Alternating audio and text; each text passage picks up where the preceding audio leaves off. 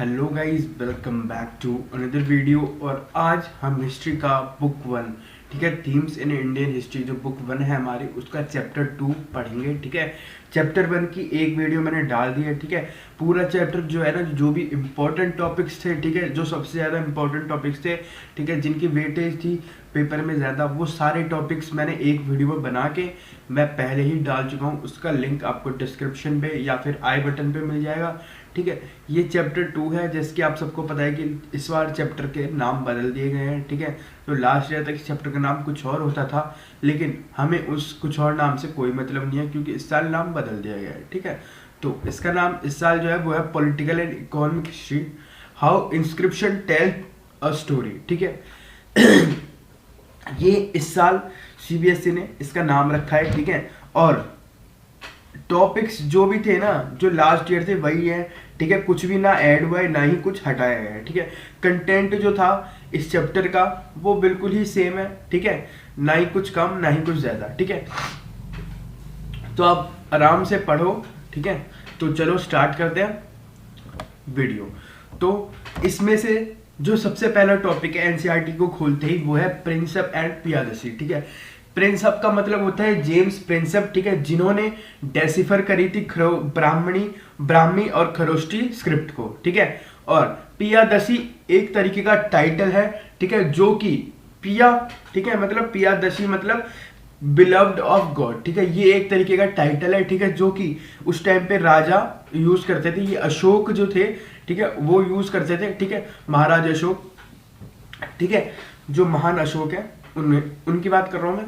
तो अभी हम एक रीडिंग कर लेते हैं इसकी। ठीक है, James Prinsep was an officer of East India company. ठीक है, उसके बाद ही was able to decipher the ancient Brahmi and Kharosthi script. ठीक है, इन्होंने एंशियंट ब्राह्मी और खरोष्टी स्क्रिप्ट को डेसिफर किया। These two scripts used in the early scripts. ठीक है, ये जो दो स्क्रिप्ट्स थी ये उस टाइम पे यूज होती थी। ठीक है, और उसे डेसिफर किसने किया? इन्होंने। ठीक है, अब पियादसी की बात करें जैसे कि मैंने बता दी कि मतलब एक टाइटल है। ठीक है, जैसे कि नाम के पीछे सरनेम लगाते हैं ना, वैसे ही उस टाइम पे ये टाइटल लगाते थे। ठीक है, कुछ लोग। ठीक है, तो वही ये एक तरीके का टाइटल है। इसका इंग्लिश का जो लिटरल मीनिंग है ना, ठीक है, इस वर्ड का जो लिटरल मीनिंग है वो है बिलव्ड, वो प्लीजेंट टू बिहोल्ड। ठीक है, या फिर बिलव्ड ऑफ गॉड। ठीक है, ये है इसका मतलब। उसके बाद अब चलते हैं इंस्क्रिप्शन पे।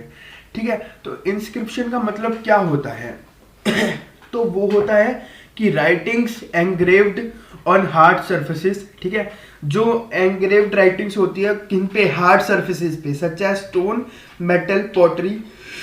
ठीक है, they are usually records achievements, activities और ideas of those who commissioned them. ठीक है, इनमें रिकॉर्ड क्या होते हैं? अचीवमेंट, एक्टिविटी या फिर आइडिया, जो वो काम कर रहा हो ना आदमी, उस आदमी के आइडिया, ठीक है, या फिर अचीवमेंट या फिर उस एक्टिविटी, ठीक है, जिसके बारे में वो लिख रहा है। जिस आदमी के बारे में उस इंस्क्रिप्शन में लिख रखा है, उसके या तो अचीवमेंट होते हैं, या तो उसकी एक्टिविटीज होती है, या फिर उसके आइडियाज।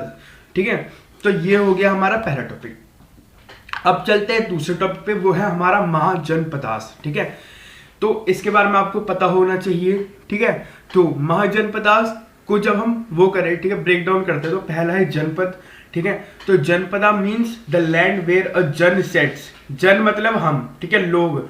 ठीक है, हिंदी में जन कहते हैं ना लोगों को, तो जन सेट्स इट्स फुट और सेटल, मतलब जहां पे लोग रहते हैं ना उसे जन कहते हैं। ठीक है, ठीक है, जहां पे लोग रहते हैं जन, और जहां पे मतलब जहां पे लोग हैं उसे जन कहते हैं, और जहां पे वो रहते हैं उसे पद कहते हैं।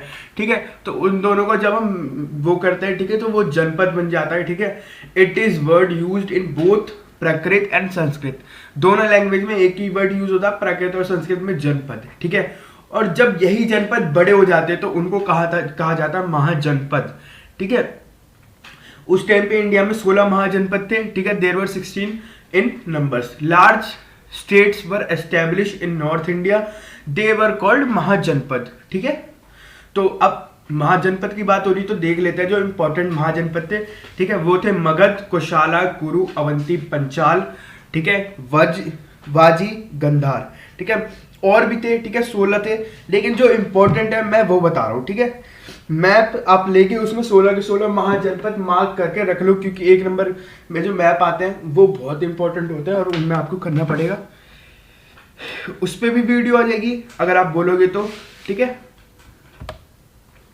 तो उसके बाद हम आगे चलते हैं, तो फीचर्स, ठीक है। अब महाजनपद तो पढ़ लिया हमने क्या होता है, ठीक है, क्या होते हैं और क्या नाम होते हैं महाजनपद के। तो अब इनके फीचर्स, ठीक है। तो most of the mahajanapada were ruled by king, ठीक है। सारे महाजनपद कौन रूल करता था, कोई ना कोई किंग, ठीक है। But a group of people rule those states which were known as republics, ठीक है। मतलब कुछ एरियाज ऐसे भी थे जिन्हें रिपब्लिक्स कहा जाता था महाजनपद के अलावा, ठीक है, या फिर महाजनपद के अंदर, ठीक है, जो कि रूल किससे होते थे, एक ग्रुप ऑफ पीपल से, ठीक है।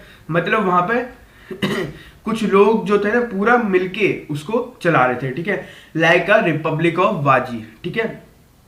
उसके बाद every mahajanapada had its own capital and often surrounded by fort, ठीक है। हर महाजनपद का अपना कैपिटल होता था, ठीक है, जैसे स्टेट का कैपिटल वैसे उसका अपना कैपिटल, ठीक है। और वो फोर्ट होता था, ठीक है, फोर्ट से सराउंडेड होता था, मतलब घिर रखा होता था किले से, ठीक है, महाजनपद। क्यों फोर्टिफिकेशन क्यों रखा था, अभी हम देखते हैं। Fortification of the capital was needed for the maintenance of its border forces, ठीक है, एक तो बॉर्डर के लिए, ठीक है, और economic resources for the officials, ठीक है। एक तो मतलब आप इसमें सीधे कह दो कि सिक्योरिटी के लिए और दूसरे रिसोर्सेज को बचाने के लिए, ठीक है। उसके बाद the main job of the rulers was to collect tax, ठीक है, from merchants, farmers, craftsman. They also accept offerings. Offerings का मतलब आपको पता होगा कि जब कोई मतलब खिदमत में देता है, ठीक है, खुश होके, या फिर जो छोटे, जो पहले की बात कर रहा हूँ मैं, कि जो छोटे लोग राजा के पास जाके अपने जैसे की फसल कटती है, ठीक है, तो दे देते हैं, ठीक है। तो किसी के आम के बागान होते हैं, ठीक है, तो वो आम लेके जाता है, तो ऐसी ऑफरिंग्स वो एक्सेप्ट करते थे। Slowly and straightly some states started keeping their regular arm force, ठीक है। धीरे धीरे कितने सारे स्टेट्स ने अपने अपने रेगुलर आर्म फोर्स मतलब सैनिक रखने चालू कर दिए, ठीक है। और उसके अलावा ऑन द अदर हैंड कुछ स्टेट्स ऐसे थे जो कि स्टिल डिपेंडेंट थे, ठीक है, किसी और पे फॉर असिस्टेंट ऑफ आर्मीज, ठीक है। ये हो गए हमारे फीचर्स ऑफ महाजनपद, ठीक है। अब हम बात करते हैं कि मगध की, ठीक है, इसमें क्योंकि इसमें हम मगध ही पढ़ते हैं, ठीक है। तो मगध मौर्य एम्पायर, ठीक है, मौर्य एम्पायर ने रूल कर रहे, मौर्य एम्पायर के बारे में पढ़ते हैं, ठीक है। तो सोर्सेस ऑफ मौर्यन एम्पायर या फिर मौर्यन हिस्ट्री, ठीक है, कि हमें मौर्यस के बारे में कैसे पता चलता है, ठीक है। तो सबसे पहले इंडिका, जो कि मेगास्थनीज ने लिखी थी, ठीक है, ये बुक का नाम है इंडिका, ठीक है, जो मेगास्थनीज ने लिखी थी। दूसरी बुक अर्थशास्त्र, जो कि कौटिल्य या फिर आप चाणक्य कह सकते हो, ठीक है, उन्होंने लिखी थी। तीसरी मुद्रिक शासा, ठीक है, जो कि विशाखा दत्ता ने लिखी थी, ठीक है। उसके बाद बुद्धिस्ट और जैन टेक्स्ट और इंस्क्रिप्शन, ठीक है। ये हो गए सोर्सेस ऑफ इंफॉर्मेशन। ये पूरा 8 नंबर का क्वेश्चन आता है इसमें से, ठीक है, कि मौर्यन हिस्ट्री के सोर्स बताओ, चाहे वो प्री बोर्ड में आए चाहे वो कहीं पे भी आए, लेकिन वो क्वेश्चन आता है ही, ठीक है, पक्का। Indica the most important source of information about the Mauryan period, ठीक है। It is written by Megasthenes, a Greek ambassador in the court of Chandragupta Maurya, ठीक है। एक ग्रीक एम्बेसडर था जिसका नाम मेगास्थनीज था, ठीक है, उसने ये इंडिका बुक लिखी थी। और it gives a depiction of the society and administrative system, ठीक है। वो किसके बारे में बताता है, सोसाइटी और एडमिनिस्ट्रेटिव सिस्टम के बारे में, ठीक है। अब अर्थशास्त्र पे चलते हैं, ठीक है। It is written by Kautilya और चाणक्य, ठीक है। It gives a detailed knowledge about the modern administrative system, ठीक है। आगे चलते हैं। Mudrarakshasa by Vishakha Datta tells a lot about how Chandragupta snatch the rights of rule from Nanda dynasty, ठीक है, कि कैसे चंद्रगुप्त ने नंदा से महापद्म नंद जो थे, ठीक है, जो राजा थे, ठीक है, मौर्य मगध के, उनसे कैसे उन्होंने लिया साम्राज्य, ठीक है। और खुद चंद्रगुप्त मौर्य कैसे राजा बने उसके बारे में लिख रखा है, ठीक है। The text of Jain and Buddhist religion through a great deal of light on the life of religious views of Mauryan Kings, ठीक है। आपको पता होगा इसी टाइम पे बुद्धिस्ट और जैन का कितना वो हो रहा था, ठीक है। पूरे वर्ल्ड में एक्सपेंशन हो रहा था इन दोनों रिलीजन का, ठीक है। तो इस इनके जो रिलीजियस टेक्स्ट हैं वहां से भी बहुत सारी इंफॉर्मेशन मिलती है, ठीक है। और जो अशोक थे, ठीक है, उन्होंने तो बुद्ध अडॉप्ट कर लिया था जैसे कि सबको पता है, ठीक है। उसके बाद जो इंस्क्रिप्शंस थे अशोक के, वहां से भी हमें पता चलता है the inscriptions of Ashoka also helps a lot in understanding the history of Mauryan period, ठीक है। अब आगे चलते हैं मगध के बारे में, ठीक है। तो मगध 6th और 7th सेंचुरीज में, ठीक है, Magadha became the most powerful mahajanapada, ठीक है। 6ठी 7वीं, ठीक है, 6th और 7th सेंचुरी के बीच में मगध जो है ना बहुत ही पावरफुल वो बन गया था, ठीक है। अब हम स्टार्टिंग से अगर मगध की बात करें तो सबसे पहले मगध पे जो वो रूल कर रहे थे, लोग रूल कर रहा था, वो था हरियंका एम्पायर, ठीक है। हरियंका एम्पायर जिसमें थे बिम्बिसारा, ठीक है। उसके बाद उदयन एम्पायर, ठीक है। उसके बाद आए शिशुनाग एम्पायर, ठीक है। उसके बाद आए डायनेस्टी, वो नंदा डायनेस्टी, ठीक है, नंदा, ठीक है, जिनमें महापद्म नंद थे। उसके बाद आए मौर्य, ठीक है, मौर्य एम्पायर, ठीक है। चंद्रगुप्त मौर्य ने किसको हटाया था? महापद्म नंद, ठीक है। उसके बाद एक क्वेश्चन सीधे सीधे इसमें से ये आता है कि मगध जो है ना सबसे ज्यादा पावरफुल क्यों था, ठीक है। तो इसमें ये क्योंकि देखो बहुत सारे 16 महाजनपद थे, लेकिन ठीक है हम मगध के बारे में क्यों पढ़ रहे हैं? क्योंकि मगध इतना मतलब पावरफुल बन गया था उस टाइम पे, इसलिए, ठीक है। तो एग्रीकल्चर, ठीक है, तो उसके क्या रीजंस थे तो वो हम पढ़ेंगे। तो चलो स्टार्ट करते हैं। Agriculture was quite advance and productive in Magadh region, ठीक है। एग्रीकल्चर वो बहुत ही एडवांस और प्रोडक्टिव था मगध का, ठीक है। Due to good amount of rain there was always abundant production of all crops, ठीक है। क्योंकि गुड अमाउंट ऑफ रेन होती थी, ठीक है, मतलब बारिश ही होती थी, इस वजह से वहां पे मतलब अनाज का भंडार रहता था, ठीक है। उसके बाद वहां पे स्टोरेज ऑफ आयरन था, ठीक है, आयरन पाया जाता था। Magadh was considerable storage of iron, so it was easy to manufacture strong ornaments and weapons, ठीक है। वेपन्स बनाने में आयरन बहुत काम आता था और आयरन की खानी थी वहां पे, इसलिए बहुत ही सारे वेपन्स थे, तो बहुत ही इंपॉर्टेंट रोल प्ले कर रहे थे, ठीक है, उसे पावरफुल बनाने में, ठीक है। उसके बाद एलिफेंट्स भी बहुत सारे थे और एलिफेंट्स आर्मी में बहुत ही हेल्पफुल होते थे उस टाइम पे, ठीक है। Elephants were available in large numbers in in the forest areas, ठीक है। दे considered important part of the army. आगे चलते हैं। Because of Ganga and it's tributaries, ठीक है, एक तो गंगा और उसकी ट्रिब्यूटरीज के जो छोटी मोटी उसकी नदियां हैं, ठीक है, वहां पे एक तो पानी की कमी नहीं पड़ती थी, जिस वजह से फसल में भी हेल्प मिलती थी, ठीक है। अगर बारिश नहीं हुई तो वहां से पानी आ जाता था और उस वजह से ट्रांसपोर्टेशन जो था ना वो बहुत ही सस्ता था, ठीक है। उसके बाद मगध के जो थे ना 2 कैपिटल थे, एक राजगीर, दूसरा पाटलिपुत्र। और किसी भी जितने भी वहां पे उस टाइम पे राजा थे, ठीक है, किसी के भी इतनी हिम्मत नहीं थी कि 2 कैपिटल को एक साथ जब वो हराएगा, है ना। वैसे तो मतलब सीधी बात होती कि आप कैपिटल को कब्जे में लो, पूरा का पूरा महाजनपद कैपिटल वो आ जाएगा कब्जे में, लेकिन 2 कैपिटल को कौन कब्जे में लेगा भाई, ठीक है। और 2 कैपिटल का नाम क्या था? राजगीर से और पाटलिपुत्र, ठीक है। और कुछ दिनों के बाद जो है ना उन्होंने राजगीर को हटा के पाटलिपुत्र अपना, ठीक है, कैपिटल बना लिया था एक ही, ठीक है। और it was very difficult for the enemy to attain victory over both of these capitals, ठीक है। और the policies of different ruler, ठीक है, एक ये भी रीजन है कि पॉलिसी जो थे ना उन सबके वो भी बहुत इंपॉर्टेंट रिस्पॉन्सिबल थे, ठीक है, for the strong position of Magadh, ठीक है। ये 6 नंबर का क्वेश्चन आता है, 8 नंबर में भी आ सकता है, तो आप इसी को तोड़ के, ठीक है, लिख सकते हो और आराम से 8 में से 8 नंबर मिल जाएंगे, ठीक है। और अगर उससे कम मार्क्स में आता है तो ये पूरे पॉइंट से आप आराम से लिख दोगे और आपको आराम से फुल मार्क्स आ जाएंगे, ठीक है। अब हम आगे चलते हैं, तो धम्म के बारे में पढ़ते हैं इसमें हम, ठीक है। तो धम्म क्या था, ठीक है। तो धम्म जो है ना अशोका ने स्टार्ट किया था, ठीक है। Ashoka framed some moral perspective वो precepts for the upliftment of society, ठीक है। कि अशोका ने क्या किया, कुछ नियम बनाए, ठीक है, उनको लिया और कुछ कुछ नियम जो उसे अच्छे लगे, ठीक है, वो नियम बनाए, ठीक है, किसके लिए? For the upliftment of society, ठीक है। इसमें आप ये लिख सकते हो कि उसने एक तरीके का रिलीजन बना दिया, ठीक है, जिसे धम्म कहते थे, ठीक है, और वो हुआ किस लिए था? For the upliftment of society, ठीक है। अब उसके जो थे ना वो क्या थे? फीचर या फिर प्रिंसिपल, कुछ भी हम कह सकते हैं, ठीक है, मतलब क्या क्या उसने अडॉप्ट किया, ठीक है। The main principle of Ashoka was to respect the elders, ठीक है, कि अपने से बड़े लोगों की इज्जत करें, ठीक है।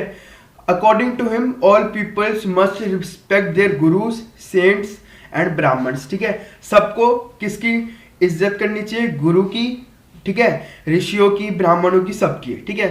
All the elderly person should respect members of the family, relatives, servants, poors and the slave, ठीक है, कि हमें इज्जत सबकी करनी चाहिए, फैमिली, रिलेटिव, सर्वेंट जो नौकर है, ठीक है, या फिर कोई गरीब है, या फिर कोई जो स्लेव है, ठीक है, सबकी, मतलब जो कर्मचारी है सबकी, ठीक है, सबके साथ एक तरीके से, ठीक है, इक्वालिटी के साथ वो आना चाहिए, ठीक है।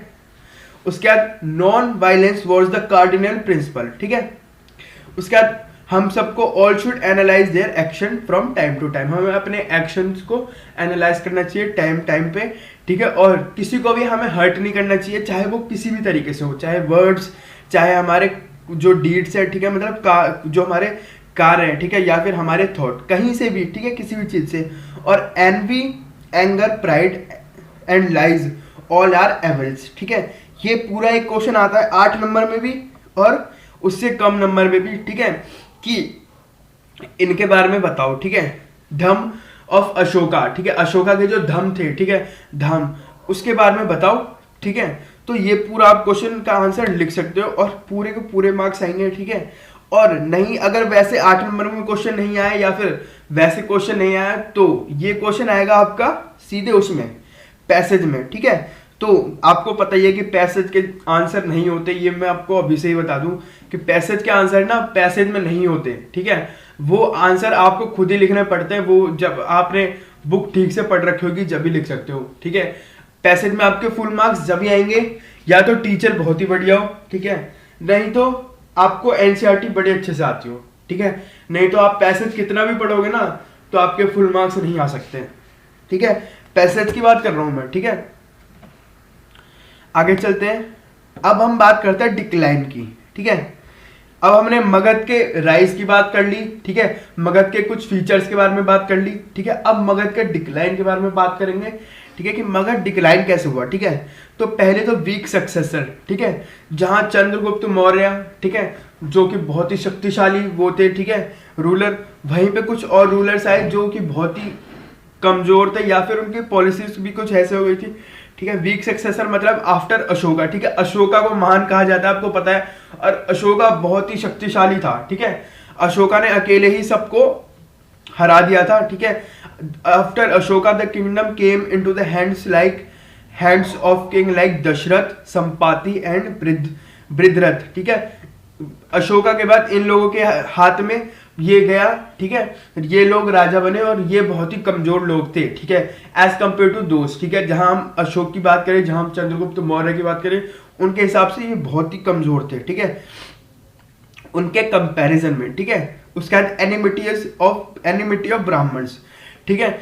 एनिमिटी ऑफ ब्राह्मण का मतलब जैसे कि आपको पता है कि महाराज अशोका ने जो थे, ठीक है, अशोका ने क्या किया, बुद्ध धर्म को वो किया, ठीक है, एक तो बुद्ध धर्म को एक्सेप्ट कर लिया, ठीक है, और उसको वो करने लग गए, ठीक है, उसका प्रचार करने लग गए, ठीक है।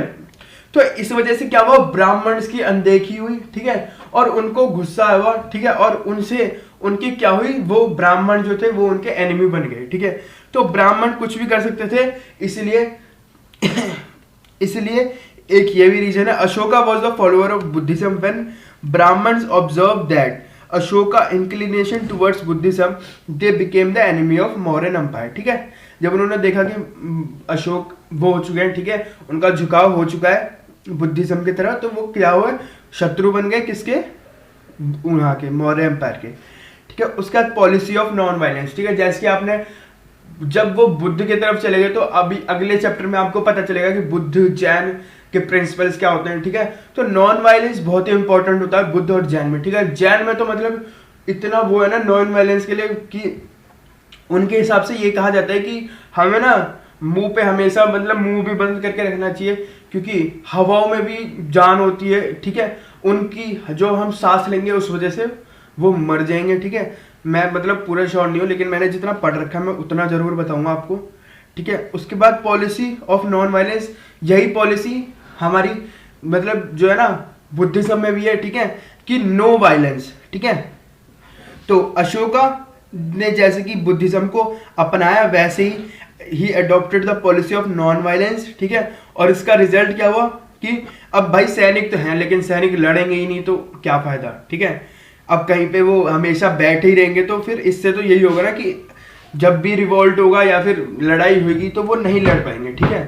तो एक रीजन ये भी है, ठीक है। As a result soldier lacked proper training and were unable to suppress revolt, ठीक है। आगे चलते हैं। और फॉरेन इन्वेडर्स, ठीक है, कि अब भाई ये तो अंदर के हो गए, अब जब देख रहे हैं, ठीक है, जब सामने वाले देश के राजा को पता है कि ये तो लड़ेगा ही नहीं क्योंकि इसने पॉलिसी ऑफ नॉन वायलेंस वाली अडॉप्ट कर लिया है, तो भाई हम ही हमला कर देते हैं, ठीक है। और उस टाइम पे ब्रिटिश हमारे पे हमला करने के लिए तैयार थी, ठीक है। तो foreign invaders, when Mauryan empire became a weak, foreign invaders also started to attack border areas. In this way Mauryan Empire dynasty came to an end, ठीक है। और इसी तरीके से उसका एंड हो गया, ठीक है। अब यहाँ पे हमने मेन टॉपिक्स जो थे ना इस चैप्टर के वो सारे के सारे हमने कवर कर लिए, ठीक है। अब इसमें दो टॉपिक्स और है, एक कुषाण रूलर्स और दूसरे हैं गुप्ता रूलर्स, ठीक है। ये दो टॉपिक बहुत ही इंपॉर्टेंट है, ठीक है। मतलब इतने इंपॉर्टेंट नहीं है जितने इससे पहले वाले जितने भी टॉपिक मैंने पढ़ाए, ठीक है। इन वीडियोस जो मैं बना रहा हूँ था, ये जो वीडियोस मैं बना रहा हूँ उनमें जितने भी इंपॉर्टेंट टॉपिक्स है सिर्फ मैंने वही कवर किए हैं, ठीक है। तो कुषाण रूलर्स के बारे में पढ़ लेते हैं, ठीक है। Colossal statues of Kushan rulers have been found in math in Mathura, ठीक है। उनका जो स्टेटस है वो उनके बारे में मतलब हमें कहाँ से पता चलता है, जो मथुरा के मठ है वहां से हमें पता चलता है, ठीक है। Some scholars are of opinion that Kushanas might consider themselves like god, ठीक है। वो जो मैं बता रहा हूं कि ये ना अपने आप को भगवान मानते थे, ठीक है। ये अपने नाम के आगे पीछे ना टाइटल जो होते हैं, ठीक है, उसमें भगवान का वो लगाते थे, जैसे कि अभी हमने पढ़ा था कि पियादसी, ठीक है। तो या फिर देवम प्रिय, ठीक है, एक ये भी टाइटल था। तो ये टाइटल्स ये यूज करते थे, ठीक है। और ये इन्होंने सीखा कहाँ से था, ये था चाइना से सीखा, ठीक है। उस टाइम पे चाइना के जो रूलर्स थे वो ऐसे करते थे, वो अपने आप को ऑलमाइटी समझते थे, ठीक है। Many Kushan ruler also adopted the title of Devaputra, ठीक है। देखो देवपुत्र मतलब भगवान के पुत्र, ठीक है। उसका ये inspired by Chinese ruler who called themselves as the sons of heaven, ठीक है। मैंने जैसे कि आपको कहा, ठीक है। ये हो गए कुषाण के बारे में। अब आगे चलते हैं गुप्ता रूलर, ठीक है। By the 4th century there is a evidence of large states including the Gupta Empire, ठीक है। 4th century में हमें बड़े बड़े स्टेट और इनके वो मिलते हैं, ठीक है, एविडेंस मिलते हैं गुप्ता एम्पायर के। Many of these depend on सामंतास, ठीक है। ये सारे के सारे डिपेंड किस पे थे, सामंतास। अब सामंतास कौन थे अभी हम देख लेते हैं, ठीक है। सामंतास the men who maintain themselves through local resources, ठीक है, जो अपना पूरा काम किस पे करते थे, लोकल रिसोर्सेज से काम चलाते थे, लोकल रिसोर्सेज से, ठीक है। वो टैक्स लेते थे, ठीक है, और resources including control over land, they provide homage and military support to ruler, ठीक है। इनका काम क्या था, जितने भी राजा है ना, ठीक है, उनको क्या करना, मिलिट्री सपोर्ट देना। और राजा क्या करते थे, सामंतास को अपने कॉन्फिडेंस में लेके रखते थे, क्योंकि ये जो था ना इनका पूरा कंट्रोल था लोकल एरियाज में, ठीक है। तो सिर्फ एक सामंत जैसी इनके कंट्रोल में है, ठीक है, तो पूरा का पूरा इनडायरेक्टली वो एरिया उनके कंट्रोल में आ गया, ठीक है। ऐसे करते थे गुप्ता रूलर्स, ठीक है। दे पावरफुल सामंतास कुड बिकेम किंग, और कितने सारे सामंतास ने क्या किया कि वो खुद ही राजा बन गए, ठीक है। जब भाई क्यों वो किसी के नीचे काम ही क्यों करे जब वो खुद ही इतने पावरफुल थे, ठीक है। हिस्ट्रीज कैसे पता चलती है हमें गुप्ता के बारे में, ठीक है। Histories of Gupta ruler have reconstructed from literature, ठीक है। लिटरेचर से पता चलता है, कॉइन्स एंड इंस्क्रिप्शंस इंक्लूडिंग प्रहस्तीस, ठीक है। प्रहस्तीस का मतलब मैं आपको बता दूं कि ये एक तरीके की बायोग्राफी होती थी, ठीक है। जैसे कि एक वो है, ठीक है, राजा है, ठीक है, तो उसके जो दरबार है, ठीक है, वहां पे हर तरीके के वो उसके वो रहते थे, ठीक है, मंत्री। तो वहीं पे उसका एक कोर्ट पोएट होता था, ठीक है। तो कोर्ट पोएट ना उसके बायोग्राफी लिखता था। कोर्ट पोएट जो होते थे ना वो उनके बायोग्राफी लिखते थे, ठीक है, जिसे प्रहस्तीस कहा जाता था, ठीक है। और इसमें आपने प्रयाग प्रहस्ती पढ़ा होगा, ठीक है, जो हरिसेन ने लिखा था, चंद्र वो क्या कहते हैं उसके लिए, ठीक है, उसके मैं नाम लिख दूंगा, सॉरी, ठीक है, कमेंट में किसके बारे में लिखा था, और नहीं तो आप मुझे बताओ कि किसके बारे में लिखा था प्रयाग प्रहस्ती हरिसेन ने, ठीक है। तो आगे बस यहीं पे ये चैप्टर खत्म होता है, ठीक है। मतलब जितने भी इंपॉर्टेंट टॉपिक्स थे वो सब मैंने इसमें कवर कर लिए हैं, ठीक है। तो let's end this video. Thanks for watching the video. Please don't forget to like, share and subscribe the channel. Make sure you subscribe the channel and hit the bell icon. Thank you.